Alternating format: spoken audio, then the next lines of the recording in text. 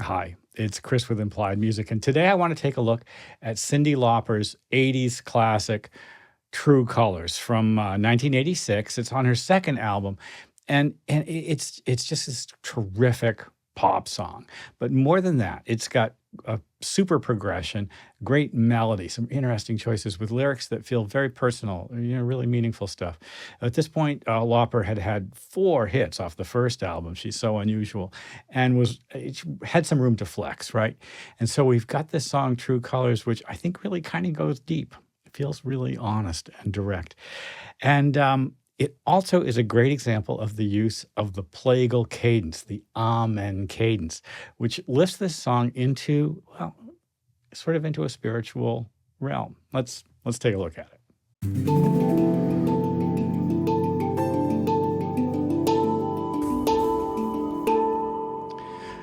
Cyndi Lauper's probably 5 or 6 years older than me, but when I was in New York, she was having just big hits, and kind of was an important artist in the pop world. I think she continues to be relevant.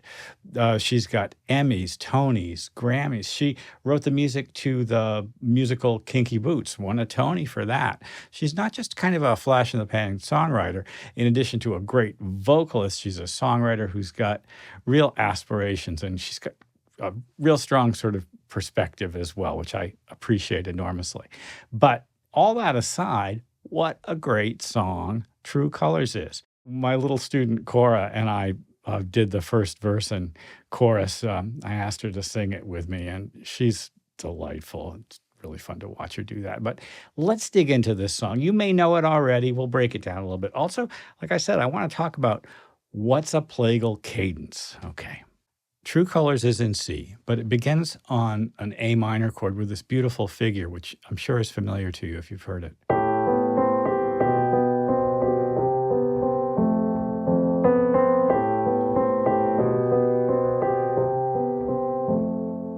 It acts as an introduction and later on as an interlude. And to that end, I think just works beautifully to move us forward.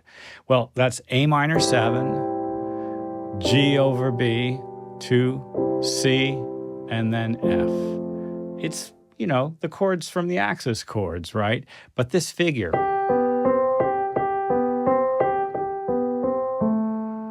is a beautiful example of what I call a perseverating motif as chords change, and we could do almost any chord with that figure.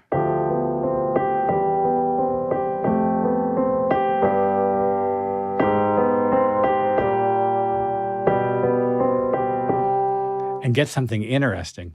As those chords change, we get this lovely effect. Well, now we're off into the verse, and the verse begins on A minor as well.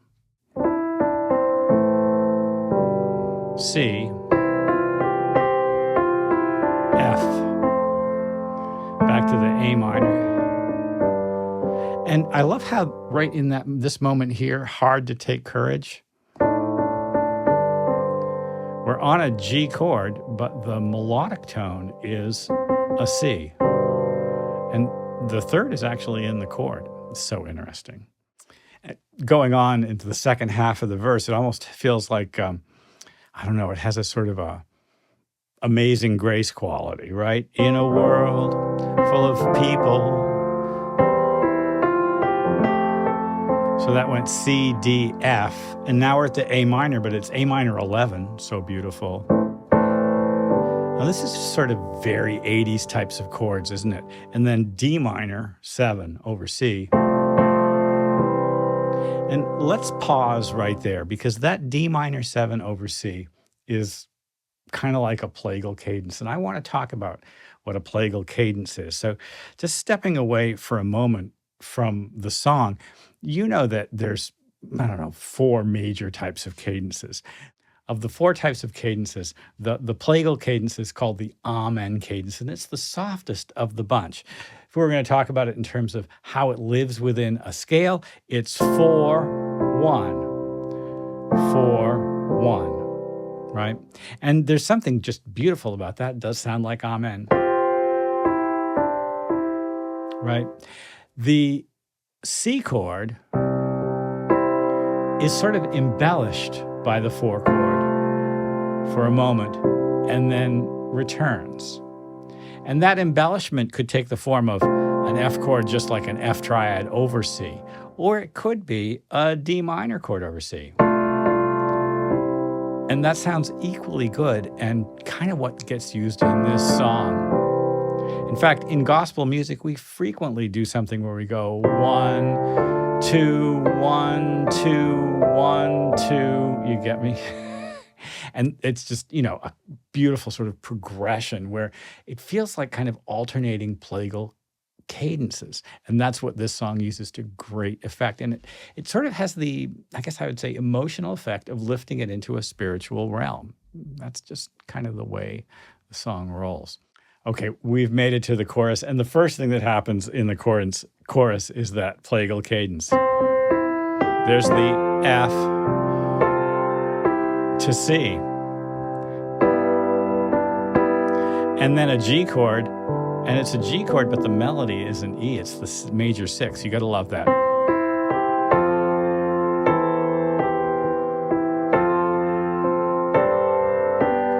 More sus, right? And then Don't Be Afraid. Another Plagal cadence to let them show. And I'll tell you what, that beautiful moment where it goes to show, let them show, it feels to me almost like a mixture of a Plagal cadence and a deceptive cadence. You expect F to go to C. Instead, F goes to A minor. For a moment, the melody hangs up. Very effective. Later on in the song, that same chord goes E7, A minor, and authentic cadence to A minor. And that's just so uplifting in that moment. And then off we go into the, sort of title line. I see your true colors.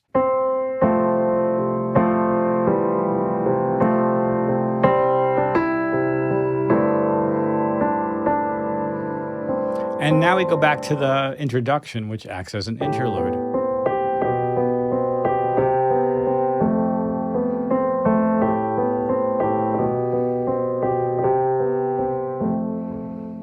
So lovely. Well, True Colors is a classic pop song, one that stood the test of time because it has, artistic strength. It's beautifully constructed. And the original recording is a spectacular performance, most particularly a great vocal performance, really emotional, just quite powerful. Always makes me happy to play through it and look at it. And its simplicity sort of belies that weight, right? It's wonderful. Well, I promised you Cora and I would kind of go through it, so hang around for that. In the meantime, I hope this has been useful. Like and subscribe and ding the bell. You'll be notified when I do my videos, and I'll see you next time.